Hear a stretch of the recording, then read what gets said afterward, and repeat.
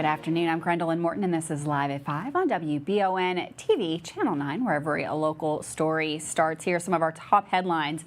An injured hiker at the Pinnacles. We've got the details on that, plus a positive identification on a body found in Laurel County. And it's Friday. That means we've got the Weekender report. We'll take a look at the weather and get your sports from Michael, all coming up today here live at 5. But first, in our WBON TV big story of the day, WBON TV Channel 9 received several reports this morning regarding an injured hiker at the East Pinnacle in Berea. According to local sources, a Berea Fire Department responded to the scene and requested assistance from other agencies. As a result for that call, Madison County Fire aided in that search as well. Throughout the day, residents in the area reported seeing a rescue helicopter near the Pinnacle as efforts to retrieve the hiker continued.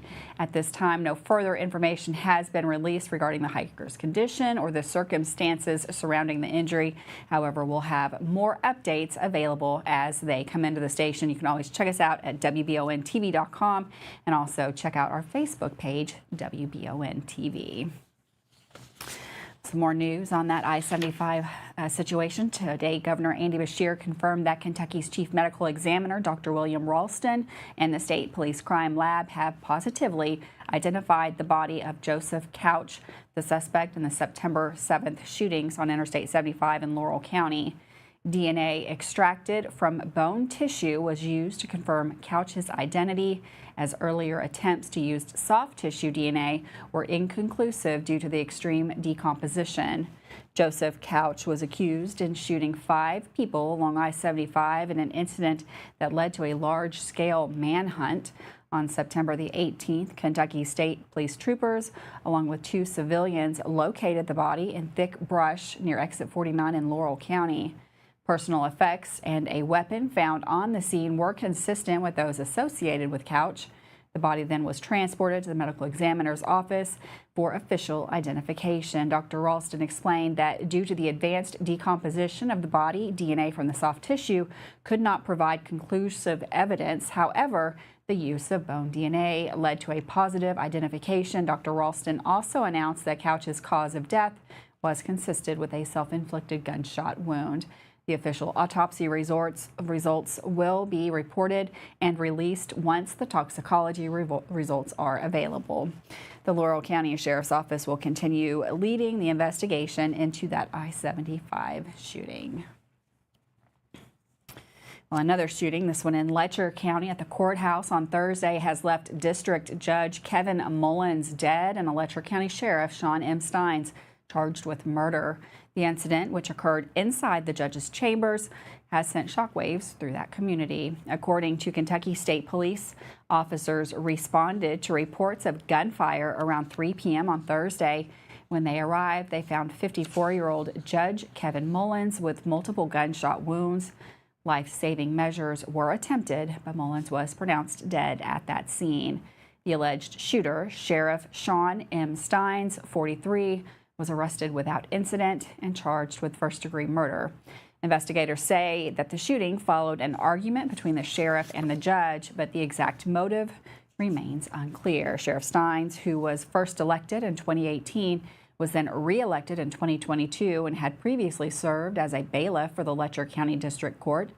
Judge Mullins, a well-respected figure in the legal community, had served as a district judge since 2009 after being appointed by then Governor Steve Beshear. Before his time on the bench, Mullins worked as an assistant Commonwealth's attorney for 8 years. He was a graduate of the University of Kentucky and the Brandeis School of Law at the University of Louisville. In response to the tragic event, the Letcher County Courthouse has been temporarily closed and court operations are on hold. A retired judge will be appointed to fill the Mullins position temporarily once the court reconvenes. The Judicial Nomination Commission must first appoint 4 citizen members before the process can proceed to name a permanent replacement. Kentucky Attorney General Russell Coleman pledged a thorough investigation in collaboration with Commonwealth's Attorney Jackie Steele to ensure justice is served. Well, a fatal collision occurred in Georgetown earlier this morning. That's according to reports. Emergency crews responded around 7 to Cherry Blossom Way at exit 129 overpass. Georgetown Police Assistant Chief Josh Nash said, "We have determined that a motorcyclist was traveling westbound on Cherry Blossom, crossing over the 129 overpass, and the SUV was making a left-hand turn onto northbound I-75. Unfortunately, the motorcyclist, whose identity has not been released, reportedly died from his injuries. Unfortunately, we do see quite a bit of fatalities when motorcycles are involved, and usually speed is a factor," Nash further stated. Now, I don't know if speed was a factor here, but another thing, it was 6:50 in the morning, visibility was low, and so sometimes that causes issues as well. An investigation is being conducted to determine the cause of the incident. The roadway, temporarily closed down as crews cleared the scene, has since reopened. Well, some new laws in Kentucky beginning January 1st, 2025. Kentucky residents will need to undergo a vision screening to renew their driver's license. This new law aims to enhance road safety by ensuring drivers maintain good eyesight. Kentuckians have two options for completing the vision screening. They can visit any Kentucky Transportation Cabinet Driving Licensing Regional Office for a non-appointment vision test, or they can opt for a vision test administered by a KYTC credentialed medical professional. Again, that takes effect on January 1st of 2025. Well, the Lake Cumberland Air Show will take place tomorrow from 10 a.m. to 4 p.m. at the Lake Cumberland Regional Airport in Somerset. The events promise a thrilling day of fun-filled various aircraft displays and performances, vintage military aircraft, iconic World War II warbirds, and powerful F-86 Sabre will also be on site. Beyond the aerial showcase, there's plenty to keep everyone excited on the ground. Enjoy exciting helicopter and airplane rides. You can get some delicious food and beverages from vendors, and you can let the kids loose on those inflatables. The air show boasts a lineup of skilled skydivers and talented acrobatic performers. Watch America's Skydiving Team Fast Tracks with precision jumps. Witness the stunning routines of the Next Gen Eagles acrobatic team and the Smoke On formation team. History buffs won't want to miss the demonstration by the Army Aviation Heritage Foundation, also known as the Sky Soldiers, and experience a B-25 Mitchell bomber up close, a true testament to World War II aviation history. With that, we're going to take a quick break. Don't go anywhere, lots more news. And we've got Todd coming up with weather right after this.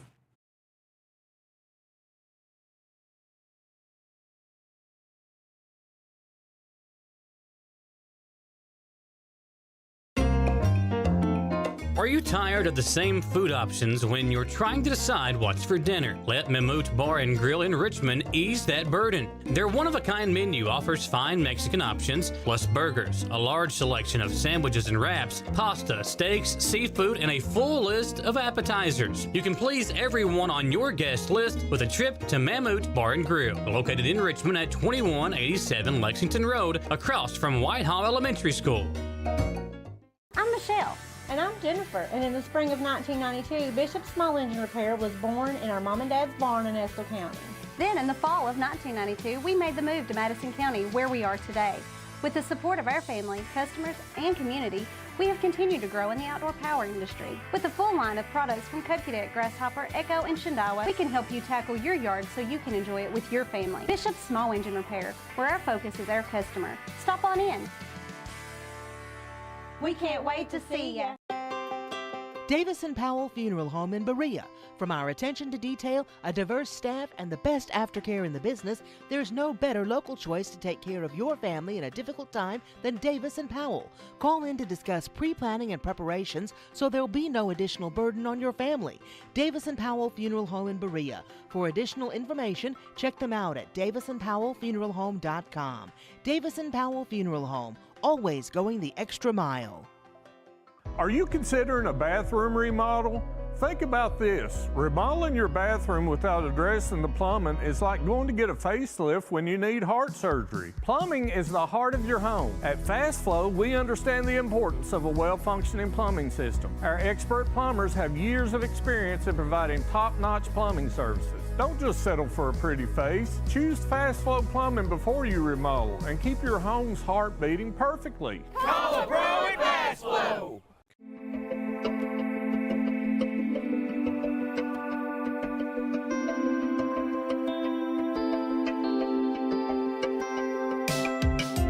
Granite, marble, and quartz for any surface.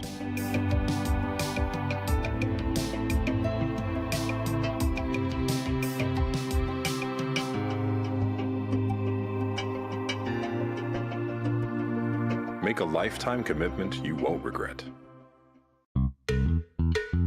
Hey everyone, Jeremy here with the Red Poppy. We're not your typical small business. We're a full floral and gift boutique, plus serve coffee and refreshers, and we have several food options as well. Stop by our convenient drive-thru on your way to work or let us deliver. Like us on Facebook and join us live at 5 each Friday where we give away great gifts. So far this year, we've given away a trip to Vegas, a trip for 4 to Disney World, and lots more. Come see us anytime and take advantage of our full menu at the Red Poppy, 5006 Atwood Drive, Suite 1 in Richmond.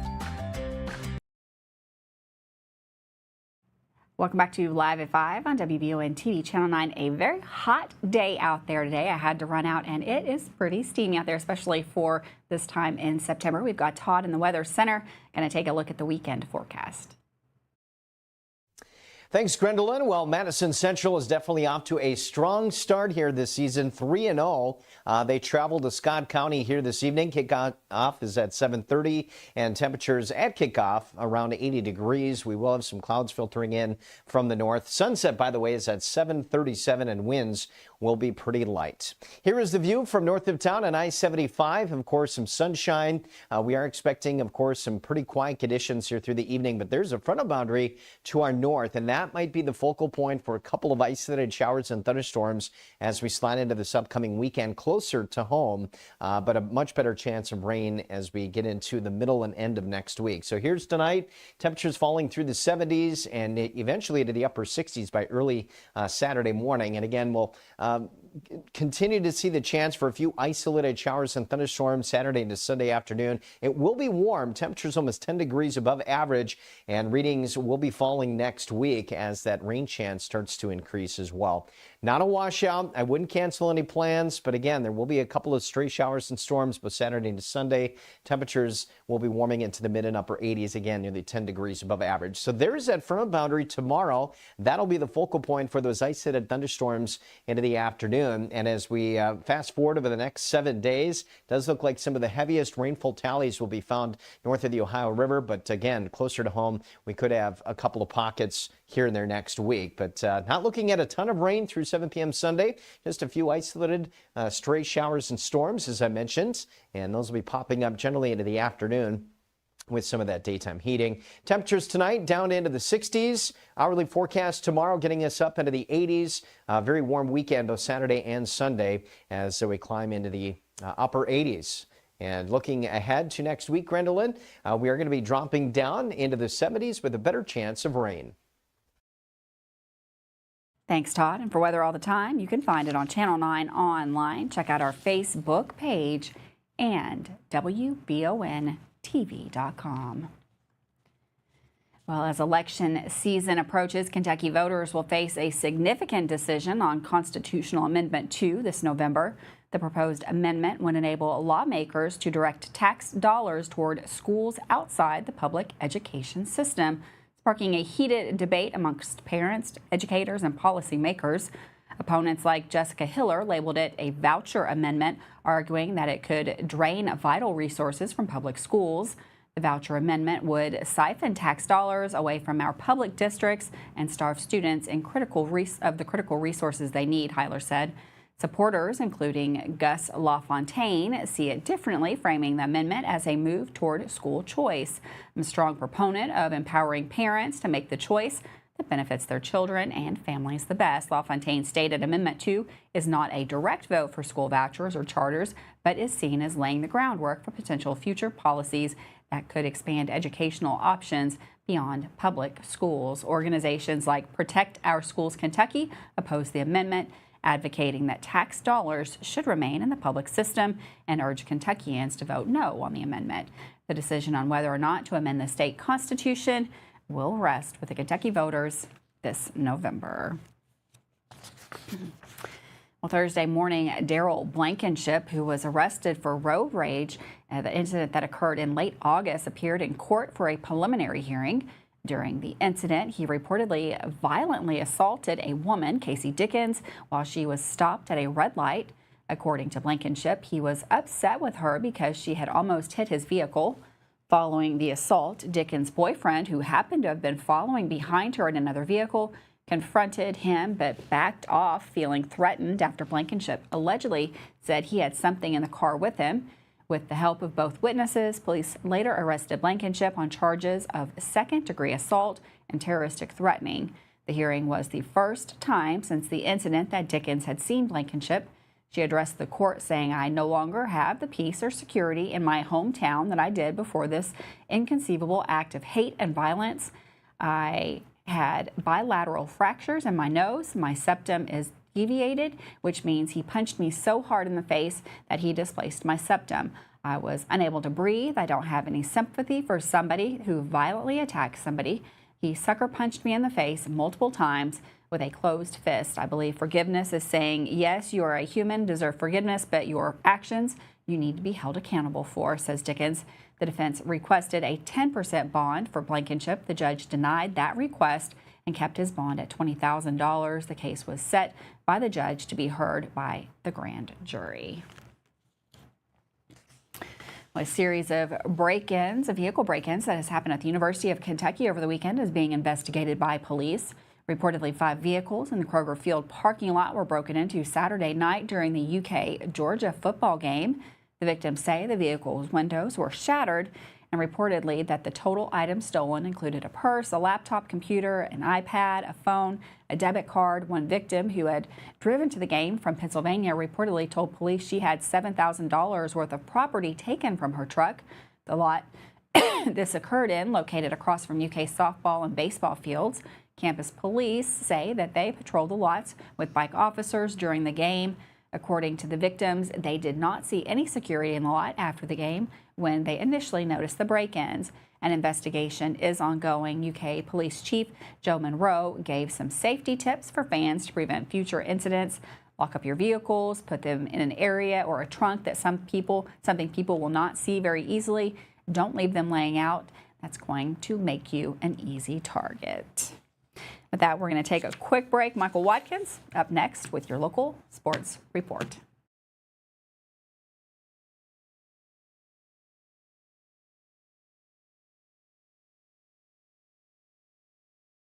Hey y'all, it's Sawyer. And Gus and Petey. From Hicks and Punson, Kentucky Lawyers. Sawyer, can I ask you a question? If size matters, why did David beat Goliath? That's because it's not the size of the dog in the fight that matters, it's the size of the fight in the dog. If you've been hurt in an accident and want local lawyers who will fight for you, call Mr. Josh Nydad again. Call 859-777-7000 or visit honestdealers.com. Who makes the best meal in Richmond? Nuevo Vallarta. Friendly service, a place that's good for kids and good for groups. Head to Nuevo Vallarta on Big Hill Avenue in Richmond. Nuevo Vallarta is known for warm hospitality, great prices, great food, and the best fajitas in town. Start with an appetizer, order a la carte, or choose from their huge menu of Mexican favorites for grown-ups and kids. Nuevo Vallarta on Big Hill Avenue in Richmond. Are you looking for a brand new SUV that won't break the bank? Look no farther than Jack Burford Chevrolet, home of the newly redesigned 2024 Trax. Bigger, bolder, more refined, and starting under $25,000, the new Chevy Trax is really upped its game. Come see us at Jack Burford Chevrolet in Richmond or check us out at jackburford.com to see everything this new Trax has to offer.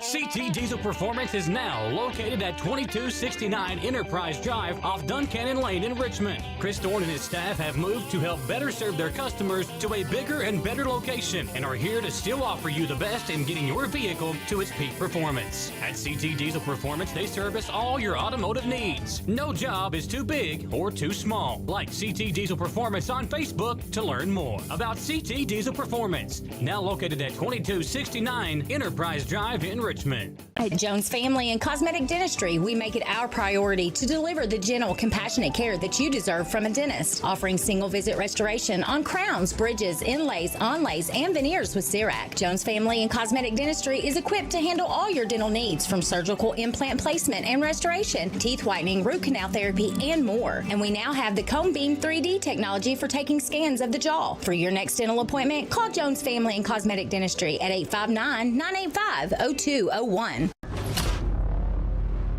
It's in the air. All the sights, the sounds, all the excitement. Makes the catch! Of high school sports is coming. Live coverage begins August 23rd on WBON TV. High school sports coverage like none other. Welcome back to Live at 5. Big games all over again this weekend as two of our local football teams are still seeking their first win of the season. With a preview of all the big matchups in today's Mammoth Bar and Grill Sports Report, here's Michael Watkins. Welcome into our Friday edition of the Mammoth Bar and Grill Sports Report, and it's another big weekend of football that gets underway tonight as our local high school football teams all hit the road looking for big wins. We'll start in Georgetown, where the undefeated Madison Central Indians square off against a team they haven't had much success against in the Scott County Cardinals. Scott County enters the matchup tonight with just one win on the season, but they did keep it close with nationally ranked Boyle County through one half last week. For the Indians, they haven't had a full game in 3 weeks, so you have to wonder if maybe some rust might creep in tonight for a team that was riding a wave of momentum following the win over Lexington Catholic. I'll have the call for that game tonight on 192.5 WEKY with pregame coverage beginning at 7 p.m. The game is a blackout on TV, but you can also listen to the radio feed simulcasting here on the WBON TV Facebook page. Well, Madison Southern is still seeking their first win of the season and will have their best chance to get it tonight on the road at a winless team in Henry Clay. The Eagles trailed by just 2 points last week against a tough Wayne County team, but couldn't muster up any offense in the second half and fell to 0-4. However, Henry Clay has only been able to score a total of 23 points on the season and have been shut out by 2 different opponents, giving the Eagles a chance to get in the win column and build some momentum before district play starts next month. Catch the Eagles and Blue Devils on 106.7 The Pinnacle tonight or listen in online at WLFXFM.com. And the Berea Pirates are also hitting the road tonight as they also seek win number 1. This game is also a matchup of 2 winless teams, with the Pirates facing a Gallatin County team that is 0-3 and coming in on short rest following a 21-6 loss last Saturday to Pendleton County. And the Eastern Kentucky University football team will be at home for the second consecutive week this Saturday, hosting in-state rival Morehead State. This will be the 74th meeting between the two programs in what was previously known as the Hog Rifle Rivalry. The Colonels 1-2 on the season and Ingalls 2-1 last faced each other in 2018, with EKU knocking them off 49-23. The Colonels have won the last 9 meetings, with Morehead State's most recent victory coming back in 1990. EKU began its 3-game homestand and UAC conference play with a win last Saturday against West Georgia 26-7.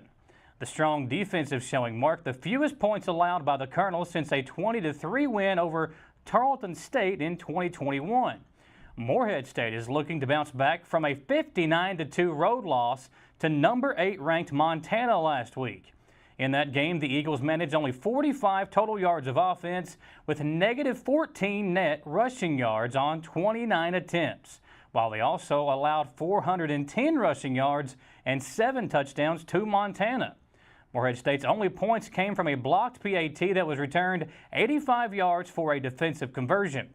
Entering this week, Morehead State is one of the least penalized teams in the FCS, ranking 2nd nationally with an average of just 3 penalties per game. For the Mammoth Bar and Grill Sports Report, wishing good luck to all of our teams tonight and this weekend, I'm Michael Watkins.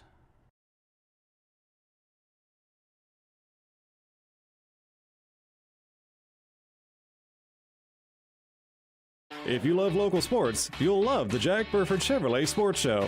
Join your host, Michael Watkins, and Samantha Burford as they cover sports news for the greater Madison County area. Get your local sports news every Monday night from 6 to 7 p.m. on WBON Channel 9 and on radio at Y92.5, V99.3, and WKXO Sports Radio 103.5. The Jack Burford Chevrolet Sports Show is also brought to you by Aero Auto Glass, Nuevo Vallarta, and Bishop's Small Engine Repair. And at the half, EKU leads state 21-7. I love the way these look. Thanks. Yeah, go Colonels. Is it here? Hey, Coach. It's right here, but shouldn't you be at the game? Carry your favorite team with you everywhere you go with a new EKU branded debit card from CG Bank. No matter what season it is, always show your Colonel pride. Has anyone seen Coach?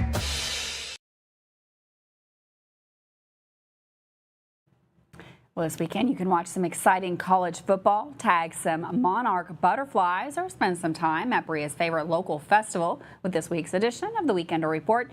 Here's WBON TV's Samantha Burford. Welcome to this edition of the Weekender Report for the weekend of September 20th through September 22nd.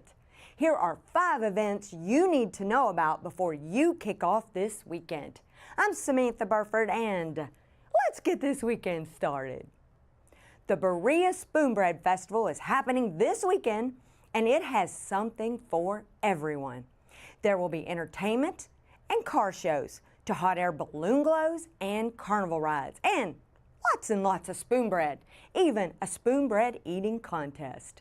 This annual festival begins at 3 p.m. on Friday, September 20th, and is full of activities through Sunday at 5.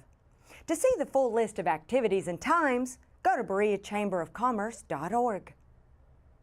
Baptist Health Richmond Behavioral Health believes mental health is equally as important as physical health, and they invite you to join them for Yoga at Sunset at Chenault Vineyards from 7:30 to 9:30 p.m. This event, it helps you focus on your mental and physical health while uniting to increase the awareness of mental health in our community. Guests will enjoy a wine sampling from Chenault Vineyards, and registration is required. Guests are encouraged to bring their own yoga mat.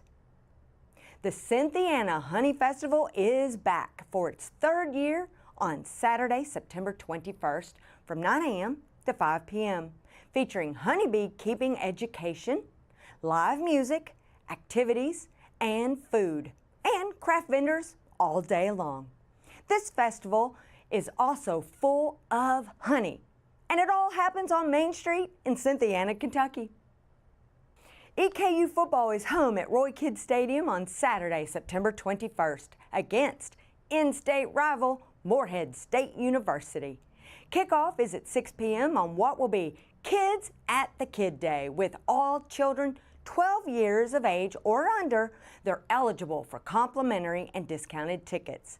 The Colonels will also be having a halftime run on the field, where all children in attendance to come down the hill in the north end zone onto the field, just as a team does before every home game.